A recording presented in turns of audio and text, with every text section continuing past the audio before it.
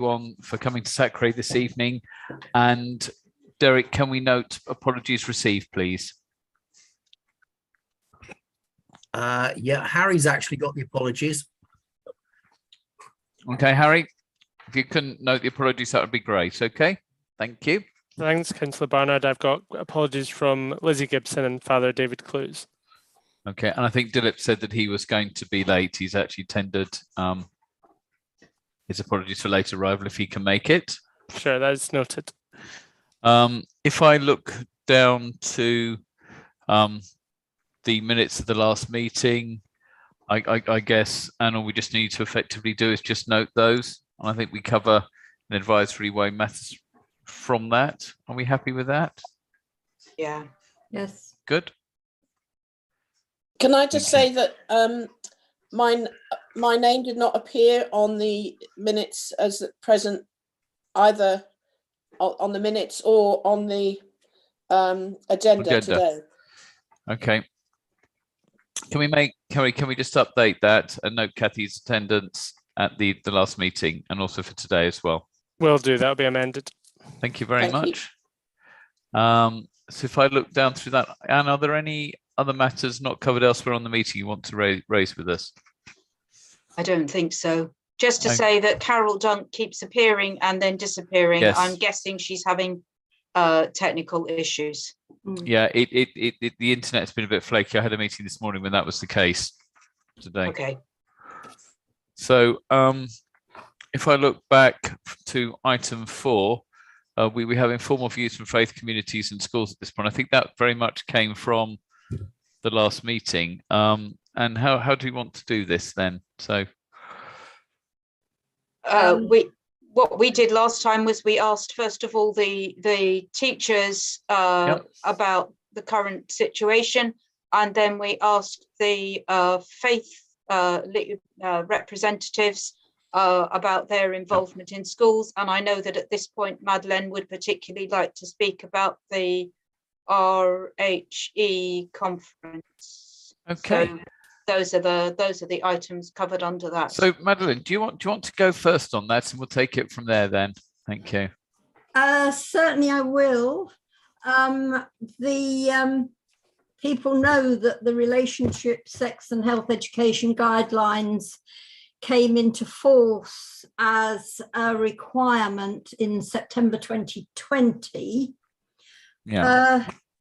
The requirement is that teachers are educated in on how they could, should and must consider beliefs, consider the sensitivity of the concepts and signpost to those who can help.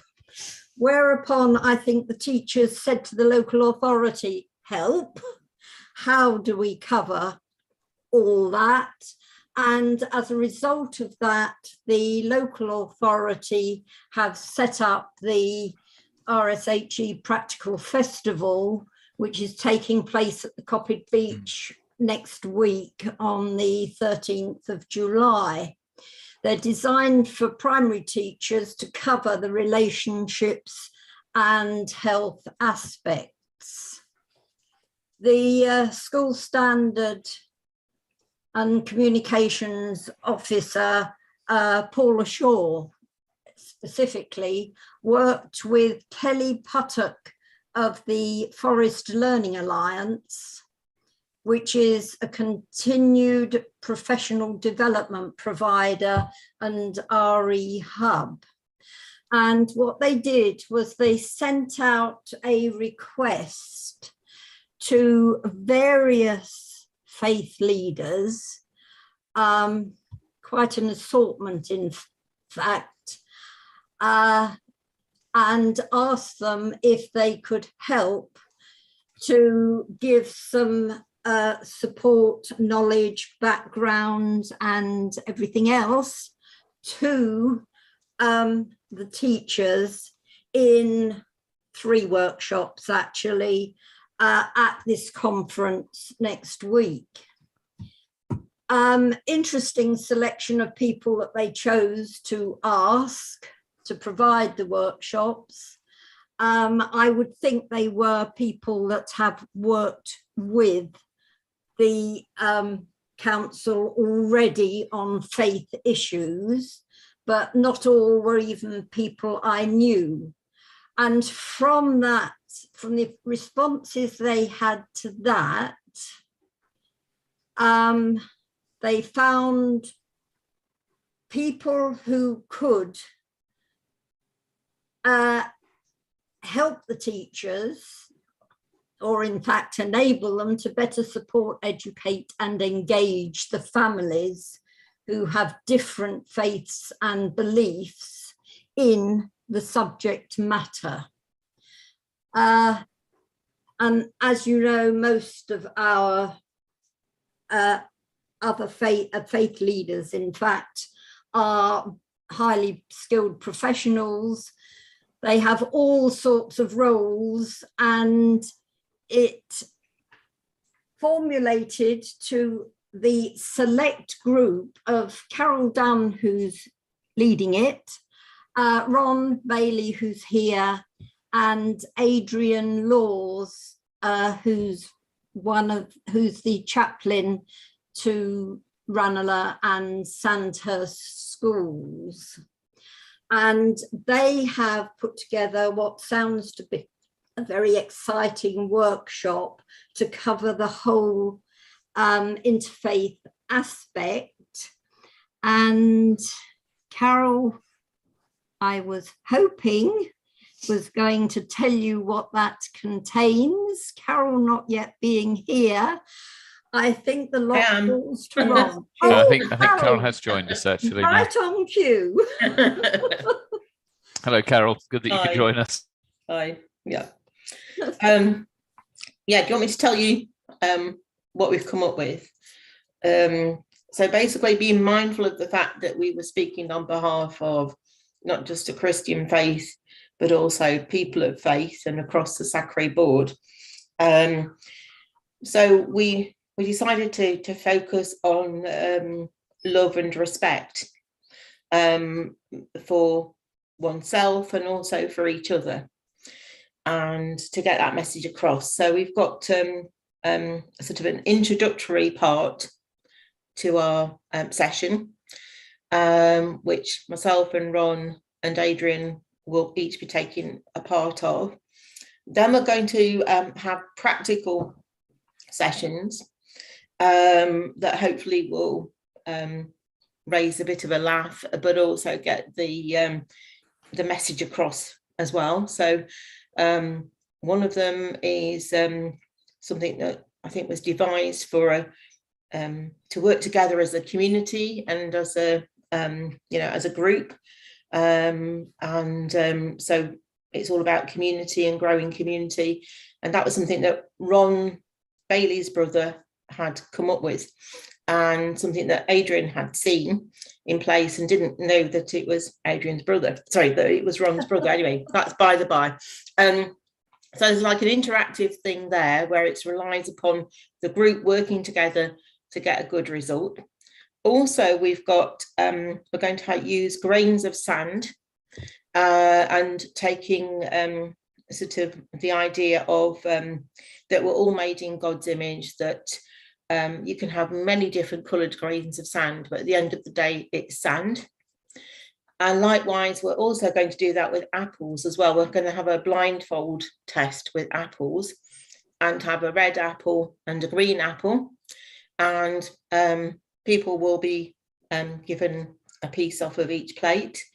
And then at the end of the day, we'll say, right, and if they say, well, okay, they do both taste like apples, what are they? And before they actually take off the blindfold, we'll say, well, okay, what do you think the difference is?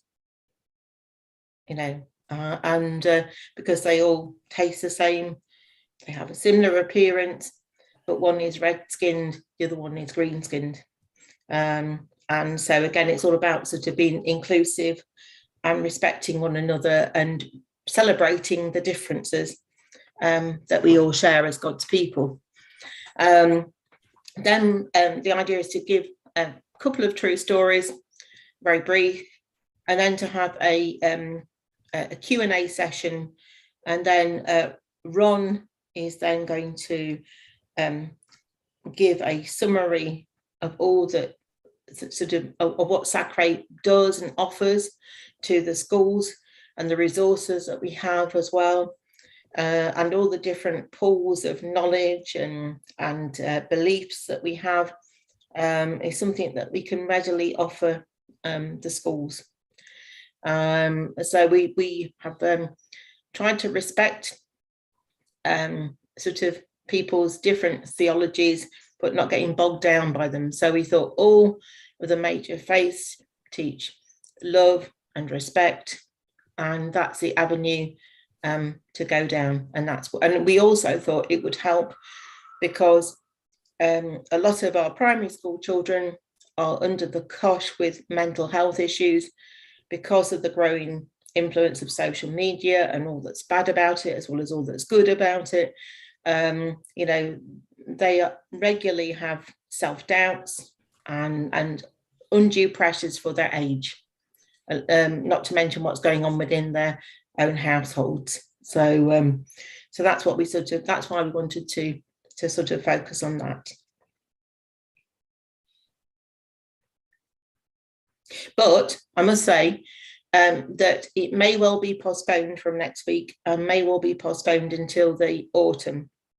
Okay. But I will find out for definite by the end of tomorrow. I spoke to Paula today, ran by her what we'd what our, you know, our group had come up with, and she was really impressed, really liked it, and she's also willing to produce a handout for us as well that gives practical advice as well as the you know, the introduction and all that kind of thing.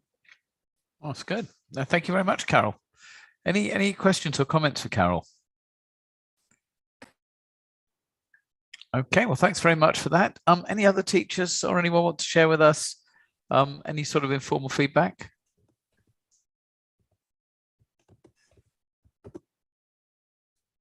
Okay, so thank you for that, and I hope it goes ahead. I mean, you know, at the moment there is this sort of still, I think, the element of flexibility whether things happen this term or in the autumn. But I mean, it sounds like a very, very good approach, and I think finding that sort of common ground and thinking about well, it's almost like a competency based, isn't it? It's almost like that sort of thing there. I mean, that's really, really good. So the next item I've got is feedback from the RE network. Is this because we've got some items that we're going to come on to talk about a bit later, but do you want to introduce this one? And do you want me to talk about this? Yes, Tracy. Yeah. Oh, hello. I'll talk about it around this evening. Hello, Tracy. Good to see you. I'm saving Anne's voice for her this evening. Yes. I'm sure she'll chip in the bits that I don't find. Right. Okay, Tracy, over to you then. Thank you. That's okay. So the RE network, we ran that on the 16th of last month, and we had 11 booked on, 9 attended. And at the moment, we're just waiting on evaluations to come back in on that. But we focused in on, you know, assessment was our key area for this session. And we've had sort of a theme running in terms of the 3 I's over the last 3 sessions, haven't we, Anne? And I think, you know, it was that whole consideration around the formative, the summative assessment, and really, you know, unpicking how do you assess the different forms of knowledge. And we had quite rich conversations around that, and how does oracy fit into that as well. So, I mean, although we were small in number, I think there were some really rich conversations being had, and that was a mixture of actually primary and secondary colleagues in the room for that event. We've also, as part of that, been running a survey for the last half term with our colleagues in schools, just trying to ascertain what it is in terms of the days of the week that's best for them. Obviously, we recognise not everybody is going to be available every single day, and we totally recognise that possibly a Friday afternoon is not something they wish to spend with myself and Anne. However, you know, we want to get the best you know sort of number really to come to the meeting. And so part of that was also about what it is that you want, what would you find most valuable? And as I say, at the moment, we're pulling all of that information together, aren't we, Anne, to sort of really just unpick it. A lot of things we're already doing. I'm not saying that we're not. I think there's some real key things in terms of some research. around Ofsted, and it's something myself and Anne have discussed before in terms of those, you know, who have we got that experience deep dives in RE. And I can feedback, we haven't had one RE deep dive in our authority. I do know Wokingham have. I've made contact with my colleague across in Wokingham, and they had one in secondary, but you know, there's not many of them around, and obviously RE being the subject, except for maybe in our church schools, it's not always the subject that people choose to take on. Sometimes it's allocated to them. But what we do find is our colleagues in schools really want to develop their knowledge and understanding and value coming to us. So it's really important that we are ensuring, you know, the best engagement we can by making sure we're really giving them the content that they need, and that will sort of support them going forward. We are recognising that, you know, we also know that the diocese are running their RE meetings as well, aren't they, Anne? And we are just wanting to try and understand whether the numbers coming are affected by the diocese RE, you know, and whether it's just that staff have a number of meetings that they're requested to go to in a week, and is it possible for them to attend both of them? We don't know. So it's about gathering that in at this moment in time. But I think there's some really valuable views coming from colleagues from what I've seen so far. And I know that myself and Anne in particular as RE lead will be looking to really implement those moving forward. We've already identified the next 3 meetings ready for the next academic year as well, haven't we, Anne? And Anne's got a hand up, so I know. Anne, over to you. Yeah. Thanks, Tracy. Yeah, Anne. just to add that actually the Bracknell Church of England RE leads, many of them don't attend the ODBE meetings. So okay, whether they're thinking that they're playing one off against the other, I don't know. But certainly the last ODBE meeting, I don't think any of the Bracknell schools attended. So I mean, we did get about 4 or 5 colleagues say to us, I'm really sorry, I can't attend. You know, as you'll appreciate, with things opening up more this term, there's been a lot of things going on. So there's been residentials, you know, parents' evenings, you know, concerts, those type of things are starting to happen. So staff were extremely busy within school. So we did get some apologies for not being able to attend. The good thing is, even those that can't attend have asked if we will you know, provide all the details, the slide deck, etc. And those have already gone out to all the schools. So I'm really pleased that we can make sure we give to everybody, at least through a slide deck, what if they haven't been able to come. But I recognise it'd be more valuable if we could have them in the room with us. Do we do at the end of the year, and Tracy, do we do sort of seek some evaluation feedback on how people have found the sessions? And I'm wondering if now we're moving back to face-to-face, whether that's something we should think about doing, maybe sort of spring term next year, just to see what value is being added and what more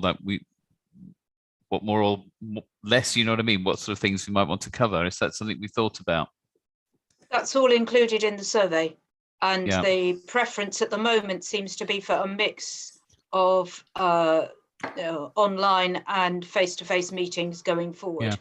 So we'll take a rain check on that in the autumn term when we see what COVID numbers are doing. Yeah, I mean, one thing you can do is if you can book it in advance, I think you can do some quite nice hybrid things in the council chamber now, where you could actually have permanent hybrid meetings.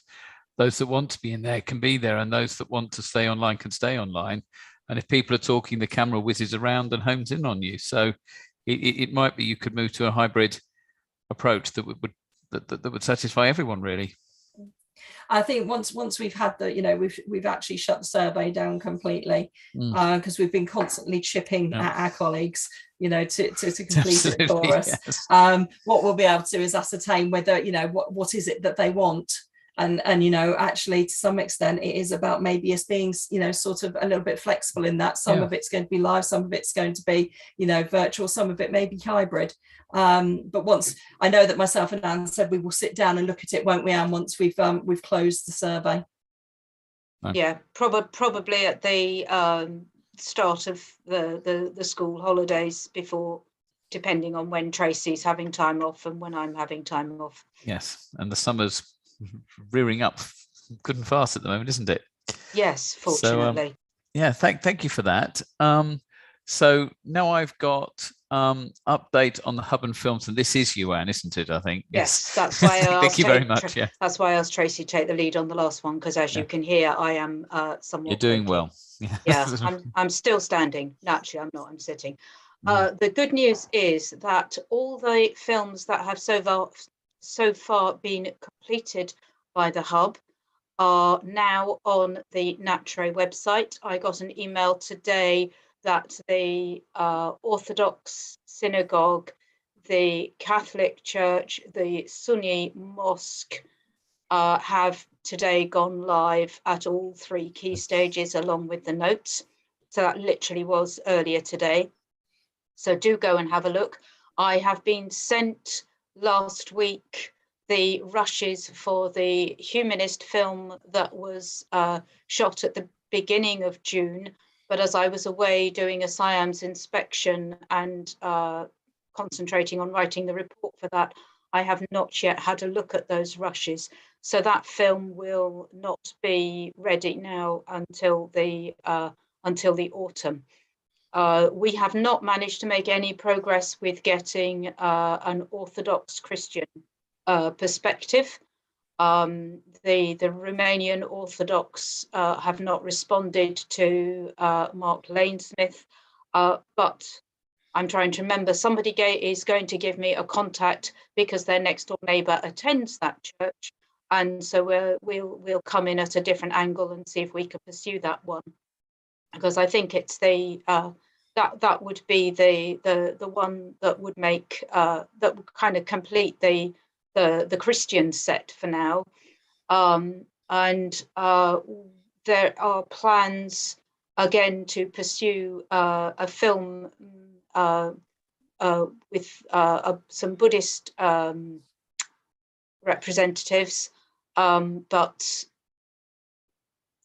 things have been busy this term, and the 2 of us who were going to work on that have not managed to get together to pursue that yet. So the other main work of the hub will need to be at some point in the near future a decision about what we do about the syllabus review. But as you will see when it comes on to some of the papers later, which I have not necessarily expected everybody to read, but are there for future information, there may be some good reasons for convening an agreed syllabus conference and advising the local authority that we keep the syllabus we have for the time being, with a view to reviewing it when to review when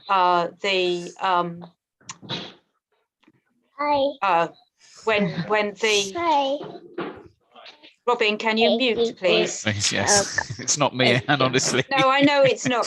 Whoops, that wasn't muting, that was disappearing. I think she may have had help in that. I think small fingers were involved. Sorry, train of thoughts gone. Yeah, when the teams that are working on the national entitlement from the draft handbook have put together their ideas, we may get a better sense of what to do. But we have our next hub meeting next week, and we will bounce some of those ideas around. I think we have discussed it elsewhere, Anne, which is because of the timing, the return to, in brackets, normality, and all the other uncertainty there. It's taking a measured and possibly longer view of the syllabus review. And I think, that's certainly something, I'm supportive of, thinking about capacity in our schools, and also the need, I think, to have as much engagement as we can across the piece. So yeah, and so it will be discussed at the hub meeting next week. Any other comments or questions for Anne on that one? Yeah, just to follow up, I was one of the ones who was filmed, and just wanted to thank Anne's colleagues.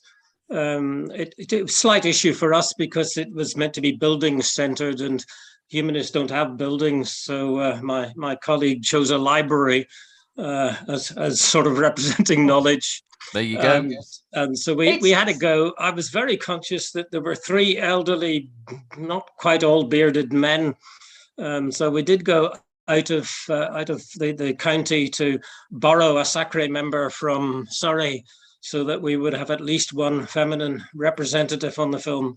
So we got Jenny in, who's been a leading light on the Surrey SACRE. So you've got a selection to choose from, Anne. Thank you very much, Alan. Yeah, Thank you. I will get round to watching, and really it's community centred rather than building centred. Yeah. It was just convenient to film them in the buildings because, of course, most faith groups have a building that we could film in free of charge and without any complications of organisation. So that's the reason why they've been filmed in the places. And the result is a fantastic resource, Anne. I mean, it's absolutely fantastic, and I hope that you know it's a valuable resource for schools going forward, because a lot of, I think, thought has gone into it. And thank you, Alan, for participating as well to complete that suite of films. Thank you. Any other questions for Anne on this item? Just a quickie. Would it be possible to put a link to the site in the chat for the films hubs? That's a good idea, Kathy. Yeah, I'll sort that as we're speaking. And we'll also can put it out in the minutes as well, I think, as well. Yeah, make sure we record that as well. Yeah, I'll put it in the chat, then Harry can take it for the minutes. Thank you. Yeah. Good. Thank you very much. I know a number of people went to the virtual SACRE conference and the AGM. We've got sort of about 5-10 minutes now if anyone wants to give us some feedback on their experience there. I will try and see if I can bring up the participant. Please indicate if you want to talk on this one. Yes. Who have I got showing? Ron, sorry. Because yes, it was Ron and Rajdip who attended, yes. But Rajdip is not here this evening. Ron, over to you. All right, thank you. Thank you. Hello, Ron. Yes. Hello, everyone. Yes, it was fascinating and very helpful. I would have loved to have gone to something like this right at the very beginning of this. I'm still very conscious that I'm a learner here, but I'm beginning to climb the learning curve, and I think I can safely say now I am definitely waving and not drowning. I'm more comfortable with all the acronyms and beginning to see how it all fits together. But I think the thing that really captured my attention and encouragement was the West Hill funding of a project that had been carried out in Barkingham and Dagenham, which was all about, in a sense, building community amongst the different faith groups. And I think they had the advantage that they had certain people in key places who had been there for a long time and knew one another very well. But it gave me a picture, in a sense, of beyond COVID and contact with schools and the interrelationship, which to me was very encouraging. And they also had some, oh no, this was a different thing. I've been to so many of these things now, I get them a little bit mixed up. But I've been to several of these things which are intended for beginners at SACRE, and these are really very helpful. I would recommend, if it's at all possible, that for new SACRE members to be introduced to these, because they do give you a quick way of getting things into shape. So I was very grateful to be able to go and feel much more aware now of some of the wider implications of what's happening and the work that's going into it, and that was encouraging. Ron, anybody want any questions? Anne, do you want to come in on that, or any questions for Ron? Yeah, I'm just going to add that there is every intention that next year SACRE will be continuing to offer their online training for SACRE members, and I would heartily recommend to SACRE, to the LA, that SACRE not only renews their membership of SACRE, but also pays in the £50 so that as many people as are available attend as many of the training events as possible. It will again be a very full year. And just for Ron, for reference, the films we've been talking about, Ron, that we made as Pan Berkshire SACRE were funded by West Hill Awards. So yeah, they were. yeah.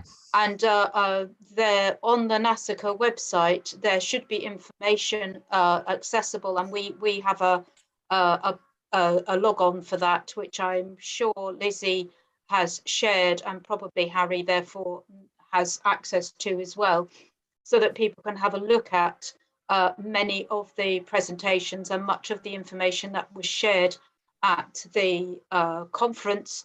And in fact, one of the documents that we will be glancing at a little bit later on was the focus of one of the keynote speeches, which is why I thought it was worth sharing with everybody today.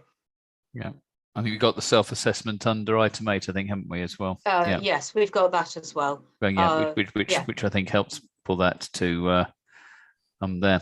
So, well, thank you very much for that, Ron. I'm more than happy for us to our next meeting that maybe we just have a further update, to add anything then, because I think it's relevant over the year. The fact that she's not here now is, not a worry, but I think we can maybe put that back on the agenda for next time if people are happy just to get another perspective.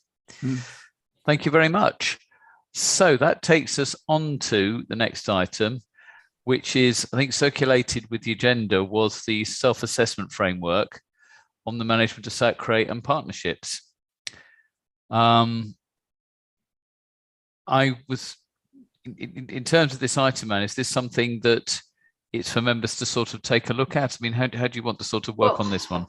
I had intended there to be a discussion between you, me, and Tracy before the agenda was finalised to say whether we were going to do this, but my agenda ideas were published as a finished agenda before we had that discussion. So I think personally, I would have thought that by including it this time, we could ask people in preparation for the next SACRE meeting to read through section 1 and only section 1. I think the whole SEF has been included in this because I couldn't email individual sections.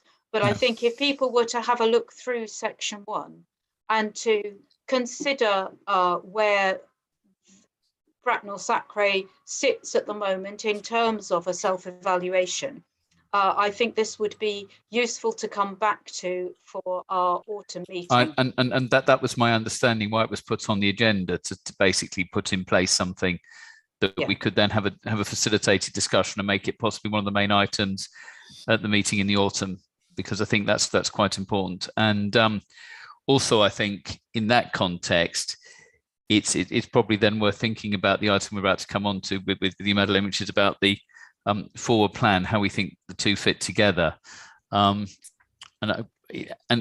although it's not a formal evaluation process, I do think taking reference points and maybe picking that up. And I also would have thought, but it might be complicated, maybe we can feedback some of the, into a discussion, some of the feedback from the evaluation, the RE network as well, because they all tie together really, don't they, in terms of, how does all this fit together? How do we promote what we're promoting? So yeah, and any comments on that? And any thoughts? Are people happy to take that away and have a think about? Yeah, I'm seeing a few thumbs up and nodded heads. That's great. So, Madeleine, we now move on to item 9, which I hope one day we will have a sort of a runway or a glide path, whatever they call it, on this one, and we can actually have an uninterrupted few months on this. But Madeleine, do you want to just update us with your thinking on the forward plan? Thank you. You're still muted, Madeleine.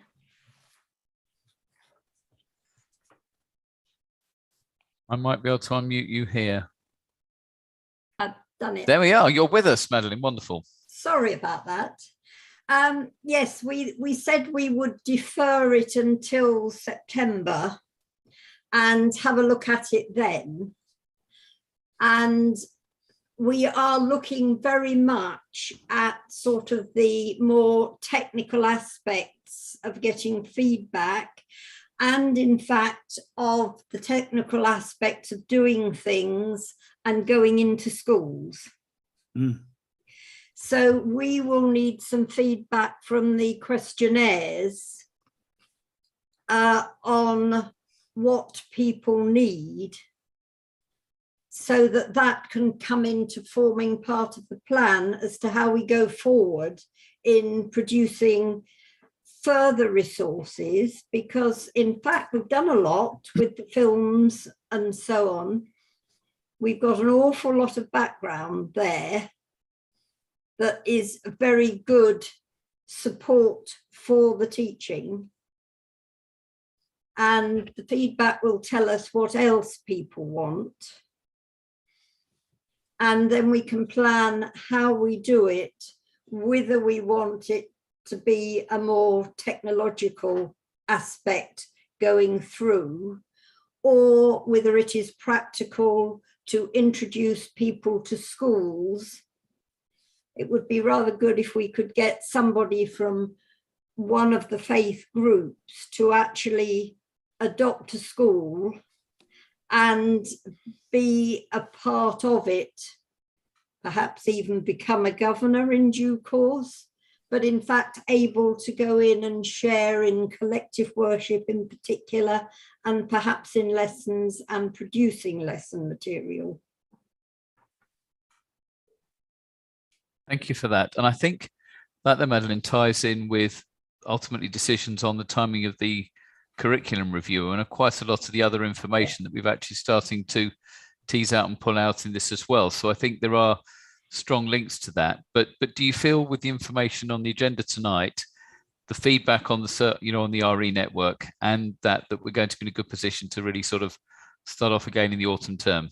Because I read through the forward plan that we had put in place, and it seems relevant. I think it's just tweaking, and technology, as you say, might well help us. Exactly. Yeah. Yes, and I think we probably, the later part of the forward plan will need revising. Because by now we should have finished it. Well, we should have finished it. Yeah, but we have been living through exceptional circumstances. We have indeed. So, I mean, but I think the fact that we're still talking about it, modifying it, and actually there have been some little actions in it, I think is really important in terms of that. So thank you very much for that. So the next item that we put on the agenda, which I think was quite an interesting read for those that did, was the RE Council of England and Wales, this draft handbook, Religion and Worldviews in the Classroom, Developing a Worldviews Approach. Now, and do you want to just offer any context to this? Yes. Because I think we're now moving into quite an interesting part of the agenda where we're sort of thinking about how we challenge ourselves to look at things in a different way, I guess. Yeah, and I think this is this and to some extent the next item kind of go together, because I think what the draft handbook shows is that there is a really big move afoot to think about what high quality RE should really look like. Those of you who've been on SACRE for any length of time will know that over the last, well, it's coming on for 10 years now, over the last 10 years, there have been a huge range of reports into the quality or otherwise of RE, most of which have identified RE as being the poor relation to many other subjects, underfunded and under-resourced in terms of teacher training, and that is still largely the case. The latest, this draft handbook from the REC, it comes at the midpoint of a project which is responding to the National Statement of Entitlement that was set out in the report from the Commission on RE, which reported towards the end of 2018. That does seem quite like a lifetime ago. So this draft handbook is sets out what RE could look like moving forward. it picks up on and incorporates some of the ideas from the Ofsted RE Research Review that was published just over a year ago. And it refines and excuse me, and sort of codifies what that statement of entitlement might look like, and begins to root it in what might actually happen in the classroom. It is still a draft handbook. What this handbook is doing is it's setting out the thinking partway through the project, and providing 3 disparate groups of people who are working on some syllabuses, sort of sample syllabuses, if you like, that show how this might be implemented. They are working on that for the next year. That will then feed back into the main report, which I believe is due to be published sort of in the middle of 2024. So it is worth reading through, particularly for those of you who have been struggling to get your heads around what we really mean, what we really mean by a worldviews approach. And that it doesn't mean adding in lots of different religious points of view or non-religious points of view, but that it is an approach rather than a content. And so it is worth reading, because it is very much at the moment aimed at syllabus reviewers. So if we were to decide to go ahead with our syllabus review, we may that was going to be my question. We may get some really good ideas from this. That is the point, part of the point of this. But of course, we do need to bear in mind that this is a draft handbook. There is also an opportunity for us as SACRE, if people can read this document over the summer, we could put together a response and send off our ideas to the REC. I have contacts there, so it would be easy enough to send feedback. Yeah, it's helpful. Because this is meant to be a working document that, in the long run, the full report is planned to be of use to syllabus writers, teachers, ITT providers, trainers, etc. So the idea is that this report will be of much use to many people. So I am very aware that people may not have had time to read that in a week. I have to confess, It took me about 3 weeks to get round to reading all of it. So I'm not expecting comments today, although obviously if anybody has got any, I'm happy to take them. Although I was not involved in the production of this, and I am not involved in any of the projects to work on the work, to work on what that looks like. But I have contact who are. So Vicky. Yeah, Vicky's got her hand up. Yeah, Vicky. Yes. I was just interested in asking how influential this report is in terms of driving forward RE in the future, or are there other organisations that are doing similar things? My suspicion is that this is going to be very influential. Yeah, I do as well. Because very much so. The REC are in constant discussions with the DFE, and the people involved in the production of this report, as well as those who are working on the sample syllabuses that are going to come out of it, are very much linked in to all of the major RE organisations.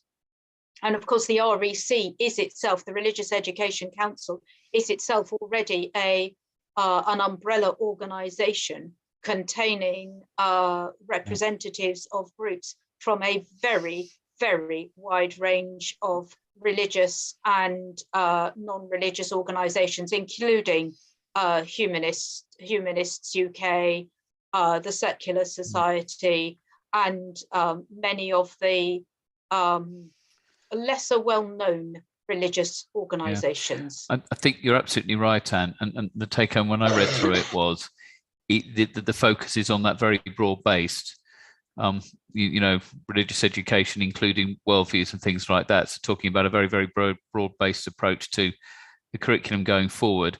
And I think it's good that on SACRE that we have that broad base on which we can discuss these issues. And I think, Anne, you answered eloquently the question I was going to pose, which was this is a material consideration in any syllabus review over the next 1 to 2 to 3 years, because anything where they've had big contact with the DFE, although it's called draft and midpoint, generally speaking, it's a bit like the sort of green, slightly whitish paper. It's got to the point where I don't think they're going to change the core messages or the core areas. But I think, if we have questions of balance, proportionality and things like that, then I think it's important that, if you do want to feed some views in at the next meeting, and if we can put this just back on the agenda, it would be helpful to do so. And it does tie in with the next item, because the way I read it was that part of this was to provoke debate and discussion around religious education and worldviews, but by referencing materials. And when I looked at the list in the next item, that's the sort of source material that schools use in other subjects now as well. They ask their students to go off and look at issues and ideas that might challenge them. But are there any other, Vicky, that was very helpful. Any other questions or comments? I'm afraid there's a bit of homework from tonight's SACRE for the summer, really, isn't there? When most people go on holiday, we're asking people to look at documents, but it does seem to me like there's quite a big move from the SACRE, but also from from the DFE through its channels to actually promote and provoke, I suspect, a debate as well. Any other thoughts? Vicky? If I may be permitted just to say one more thing. Yeah, absolutely. I really enjoyed reading it. When I taught at the Holt as head of RE, we were developing those ideas at the time, particularly influenced by Andrew Wright, who I notice is featured in the report. Yes. I've also worked with Barbara Winterskill, who's also referenced in the report. So I found it very exciting, actually, that it felt like RE moved backwards a few years ago after Gove's intervention, but it feels like it's moving forwards again and is where children are at. And what was very exciting and helpful and thought-provoking about RE. Numbers at the Holt shot up. We had 40 doing A-level at one point, because it was so, they enjoyed it so much. So I think this is a really helpful document.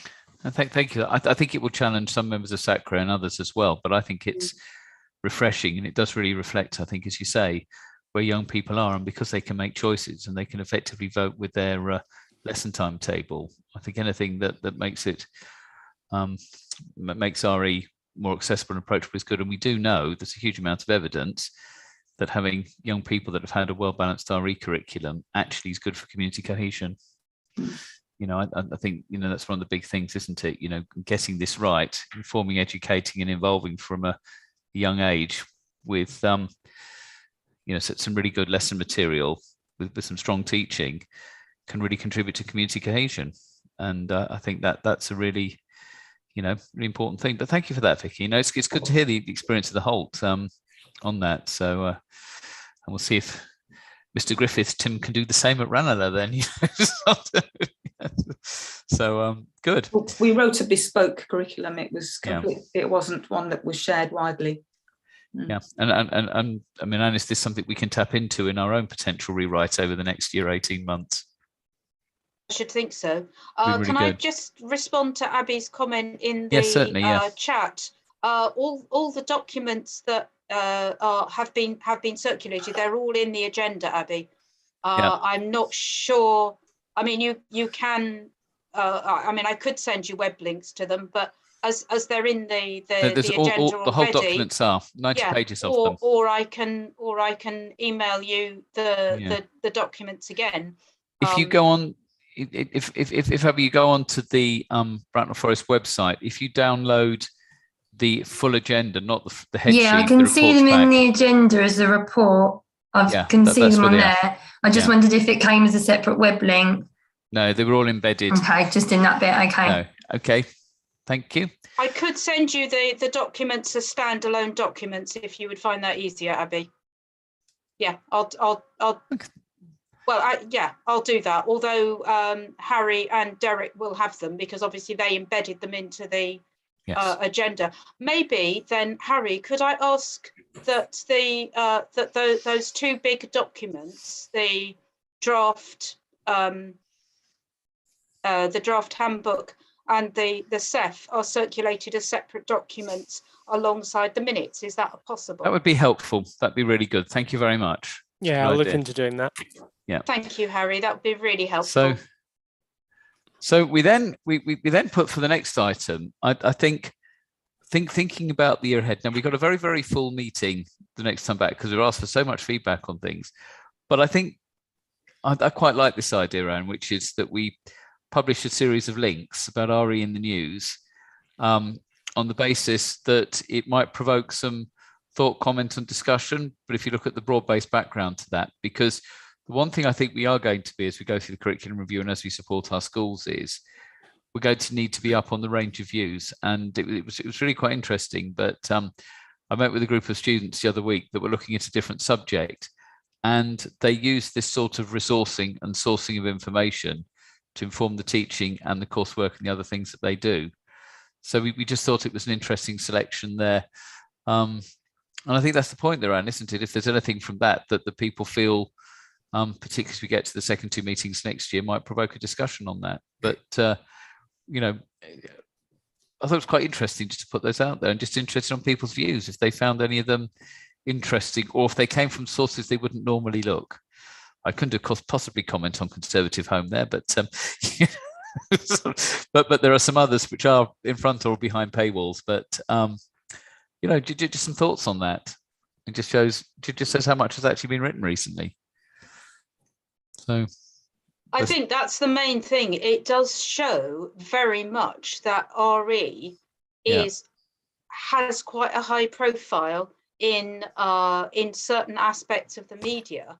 And that the numbers of students and this is important, that the numbers of students taking religious studies, and this obviously refers to secondary school because primary schools, they don't have any option, is actually growing, but that the quality of the teachers, there was a separate document which somehow I managed to fail to circulate, but maybe that's just a range of posters with infographics on that actually show the disparity between pupil, parental and community views of RE and the funding that is coming centrally and from bursaries to RE, and that disparity is huge in that, you know, 60% of people in the community think that RE is really important, and yet zero money was spent on RE, whereas music got over 300 million. I will see if Harry can send that out. That's because I think it really sets what we're dealing with in context. Yes. And of course, the issue with the academies and the academization that sort of is hinted at in Article 5 is very much if the government actually goes ahead with the academization of every school in the country. Where does that leave SACRE and syllabuses? Because, of course, SACRE is a legal body to write the syllabuses for maintained schools. If there are no maintained schools, I'll just let that lie. Well, I think just on that, before I bring Alan in, is to say, of course, it's in the same way that local authorities like Bracknell Forest promote school improvement. It's by soft influence, and I but I think it's a really key point, because if you look at the previous item and look at what the RE Council's talking about, it is going to be very complex and challenging to deliver and put together curriculum landscape over the next few years. And unless there's going to be an army of bureaucrats in DFE that are going to centrally mandate it, there will need to be a body locally to do it. So it could be the standing advisory body on religious education, because we have absolutely no legal power, but we actually are supposed to still do it. But that's for another day. Alan, over to you. Right, just a minor comment and referring back to the report. I'm a humanist school speaker and have spoken in 3 or 4 schools recently. And in each case, they have invited me to talk about the worldview humanism. So they are positioning this whole business as worldviews. And from our point of view, that's helpful, but it's getting traction. Worldviews is getting traction. And I think it's the way that it is now paired as being part of that broader social emotional education context, that open and balanced view where the promotion of faith is great, but promotion of the community and the views that the broader community shares as well is important. And I think that's coming over very strongly from the RE Council report. But no, that's good to know. And I think if you think about the films that we're putting together, well, not we're putting together, the films that have been put together that schools can access, again, it's giving that great pool of information and views to pull from. So I think, I'd like to think that we're moving in the right direction, and in terms of the membership of SACRE, in terms of the views that we take on board, and in terms of the resources that we're making available. Any other comments on that item there? And I mean, if people are happy, more than happy that we put a list of those.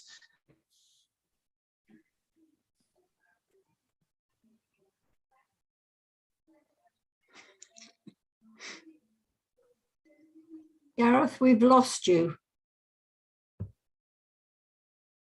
Yes, I think Gareth may just have frozen. Yeah. Yeah. Oh dear. A frozen Gareth, not good. No.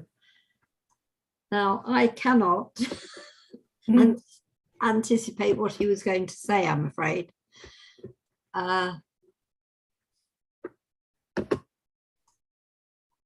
do have a slight difficulty, of course, in that I am sort of post-cataract with a new lens, and I cannot read any of the small print.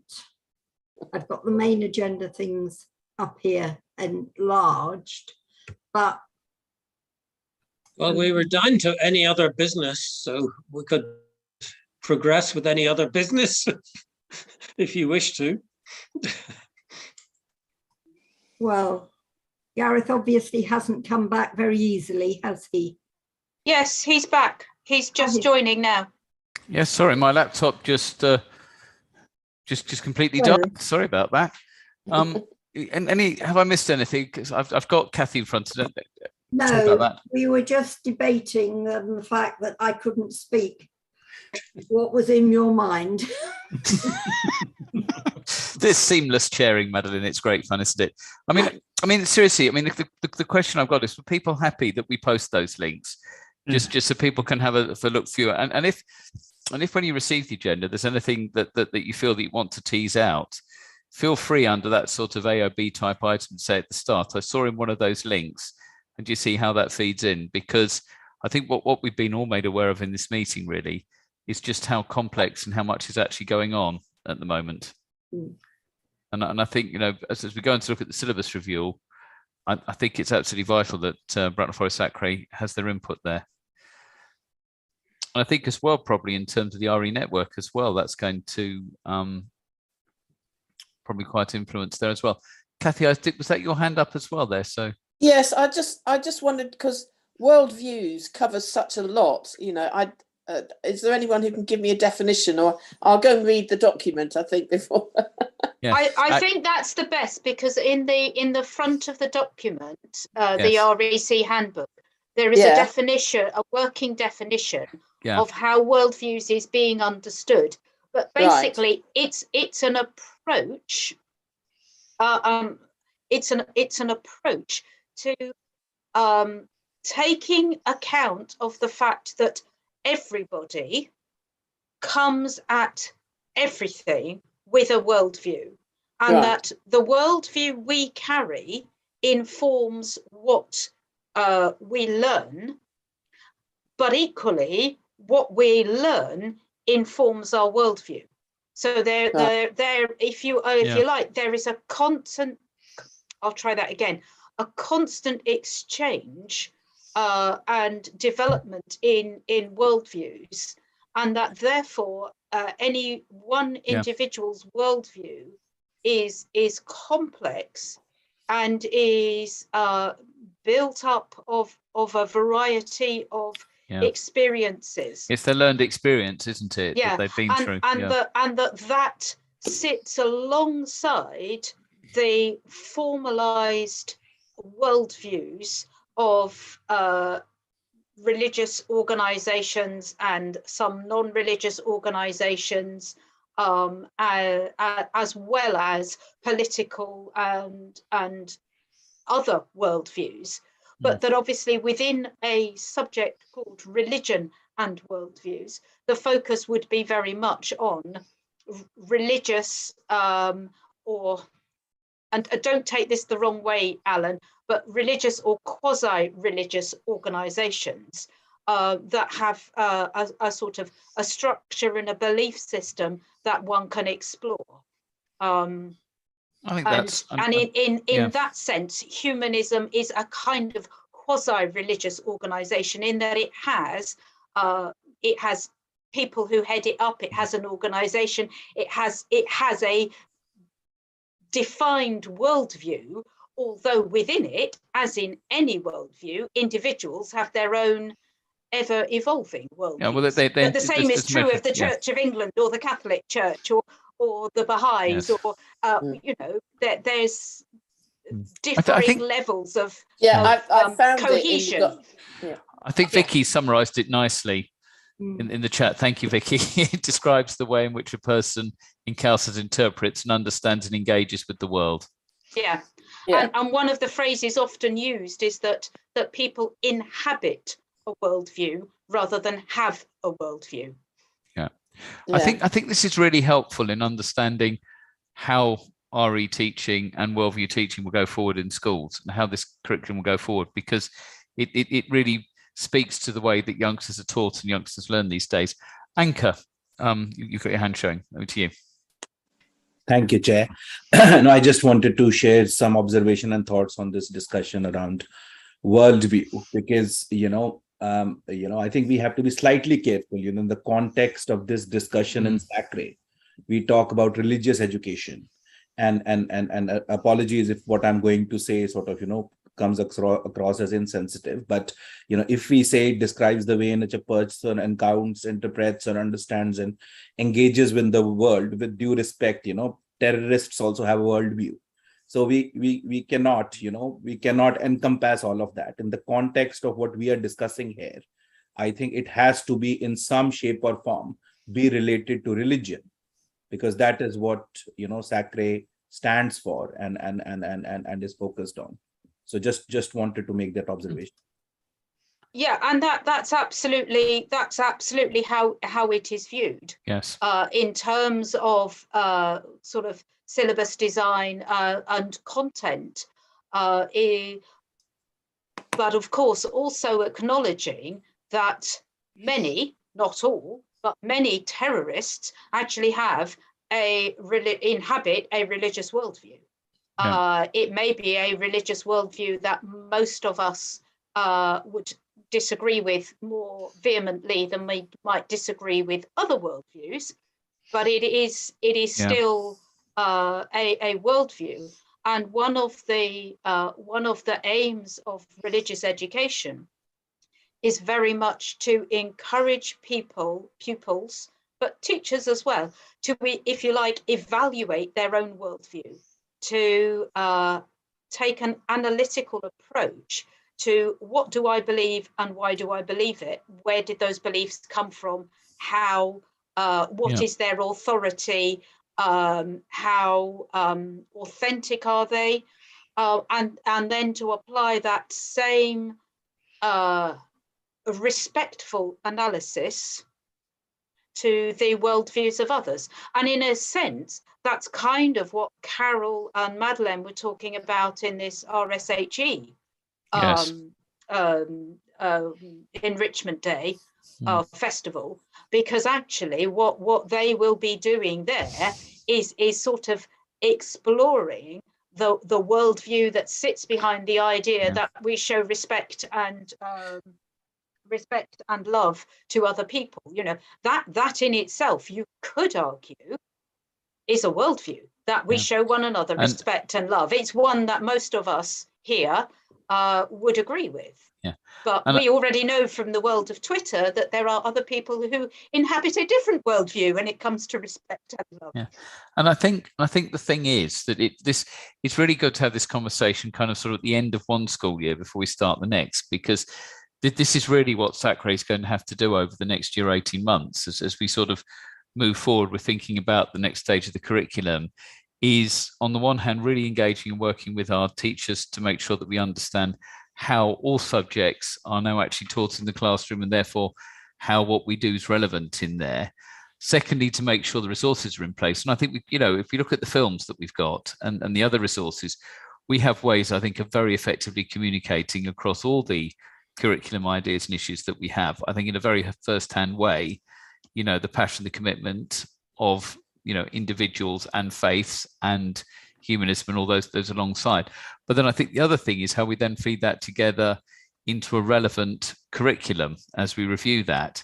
So the curriculum for the next 3-5 years actually fits in terms of its content with good teaching principles, is teachable, is relatable, but doesn't compromise on the basics. So, you call it the attitudes, the behaviors and the competencies in order to be able to access that. And that feeds back, Anchor, I think, to that broader bit, which is how do we want students when they leave school to view faith and to review worldview, to view this whole area such that when they engage with adults in the world outside, that they are knowledgeable, respectful and understanding of the views of others, but equally are able to call out those which might actually fall outside anything approaching an acceptable norm. It's words are difficult, but it's not about knowing what's right and wrong, but it's about knowing how you engage with your fellow member of the community so that you have that strong community cohesion in what is a very multi-faith, very multicultural country now, which is absolutely essential. It's the bedrock, isn't it? How we do that. And I think the RE Council work is a good basis for that, because it actually, you're right, and I think it ultimately sets out how the DFE sees this. But of course, because of the way it's done, it's not a green paper or a white paper, it's actually a midterm report. But I can't see those principles changing. And I think that's quite useful when we think about what we've just been talking about and feed that back into the self-assessment, the SACRE self-assessment, that section 1, because we can then ask ourselves, are we actually positioning ourselves in the leadership and the work that SACRE does to approach these challenges over the next year, 18 months? That's the timescale. Any other thoughts? Okay. I haven't any items for any other business. Does anyone else have anything else they want to raise at the meeting? Alan, is that your hand back up? Yep. Just a very tiny one. There's a long list of representatives. I know I'm not a formal member of the Standing Advisory Council, but it'd be quite nice to be noted as an observer. There are about 20 representatives of very many different religions, but there's no evidence of representation here for the non-religious, who are probably 50% of the population. Okay. You should be on as co-opted member. As indeed should Kathy. I think there's been an oversight somewhere, and both co-opted members you're both somehow co-opted members of SACRE. been left off the list. I'm sorry, I didn't spot that. Yeah, you are both co-opted members. And the other thing is, I did not rise to humanism being categorized as religious, but we could have a long conversation, but let's not. I did say quasi-religious in terms of having some structure and some formalized belief I that think was all I meant. Indeed, it's okay. Yes, and there isn't an easy way to describe it, because of course humanism is more structured than secularism, for example, and so it sits in a different way, and therefore I was trying to find a suitable word, and non-religious worldview will do. Okay. There we go. Yeah. Thank you, Alan. And I've got Carol now. Carol. Yeah, I just think we ought to just proceed with caution, because we are, at the end of the day, as Anka pointed out, we want to be inclusive and we want to be able to put worldviews across. However, at the end of the day, we are for religious education. And so I think we need to sort of make sure that, that people of faith, and I disagree with you, Alan, about the fact that 50%, probably half and half, aren't religious. I think it's how you actually ask questions. And I also would probably say that in a way, humanists are very missional, because they're very keen to get the message of being anti-religious out there. And I think that's helpful, Carol. And I think what that highlights is how there's a huge amount of work involved as we go over the next year, 18 months, to balance what's a very clear driver and steer from the RE Council and therefore from the DFE, and the need to make sure that we don't lose sight of all these various issues in this. I think it's going to be the hardest curriculum review that's been undertaken. Yeah. And you're absolutely right. We've got to make sure that we reflect all of these, but there is, even in the title of the draft report, worldview. So it's how we actually balance that and reflect that alongside everything else. And I think, Anne, you took a valiant stab, and I will support you fully on this, in terms of actually how I think you need to think about how we almost think about attitudes and approaches and how we put those all together so that we reflect all those issues. But we were having a flavour, I think, of some of the discussions that will take place as we agree our curriculum over the next year and 18 months. But no, thanks for making that point. It's a fair one. I'm going to leave the last word on this to Anka. Thank you. Thank you, Chair. Just to build on, what Reverend Carroll just mentioned, because, I know, I've touched on this point previously as well. Here, it is about religious education. If we spend a lot of time talking about non-religious worldviews, is this the right forum for the non-religious worldviews to be discussed? Because if we are, talking about the future of religious education, is this the right view, right forum for that discussion to take place? I think that's a fair comment, Anka. But I think what we have to do is to make sure that as we work through that which we're expected to do, that we get proportionality into all of this, so we meet the objectives that are set to us. But this is about the Standing Advisory Committee for Religious Education. But there is now a stranded, worldview work in that as well. And I think it's just about being mindful that we get the balance. And I think taking on board what Carol said. No, I understand, but if the non-religious worldview hijacks the religious, I don't think it sits. Yes, I don't think, Alan, you intend to hijack anything in terms of this. I think it's about getting that measure and that balance, so we deliver the curriculum that's expected of us. I think that would be the way I'd view it, Anne, over time. Yeah, and that we support people to do it. It is absolutely there. Almost every religious education syllabus in the country at the moment contains reference to including non-religious worldviews. Yes. And we would be seriously out of step with SACRE, with the Religious Education Council, with the DFE, and with every other syllabus in the country if we were to ignore that, because of course, even within faith communities, there are the non-religious. I'm sure Ossie would agree that it is possible to be a non-religious or secular Jew, and that therefore there is a huge breadth within that. Ossie, can I ask for you to confirm that? Or yes, absolutely, Ossie. I entirely agree. Judaism is both cultural and religious, and we also have to recognize that many families are either nominally religious or of mixed faith backgrounds, whether it's two different faiths or a faith and a lack of faith. And we have to reflect that in how we educate children. We can't ignore that multiple different worldviews make up each child's experience of the world. And I think that's helpful, because just putting this together at the end, what I think has been a really good meeting is, if we have the conversations in SACRE, when we come, I think just as Ossie just expressed so eloquently, when we come to sort of set this all out in the work that we have to do, we will get that balance there. So this is right and appropriate because we've talked it through. And the best way is to talk it through to make sure that we get that nuance right.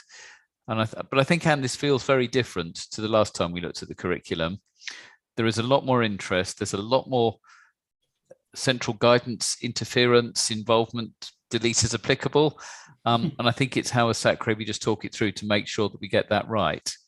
I think the other thing that's really interesting, and I can't wait to see some more of the census data for Bracknell Forest come forward, Bracknell Forest is changing very fast. And I think the faith landscape and environment in Bracknell Forest now looks and feels already very different to 5-10 years ago. And it's how we need to make sure that the resources, the emphasis, and how our curriculum works really speaks to that. So I have no other any OBs. Any OB from anybody? Can I just say that if anybody wishes to contribute any articles for the autumn your usual term, plea, yes, my usual plea, the autumn term newsletter, it would be really helpful. I really don't mind what they are on, as long as you can envisage that they would be useful for teachers.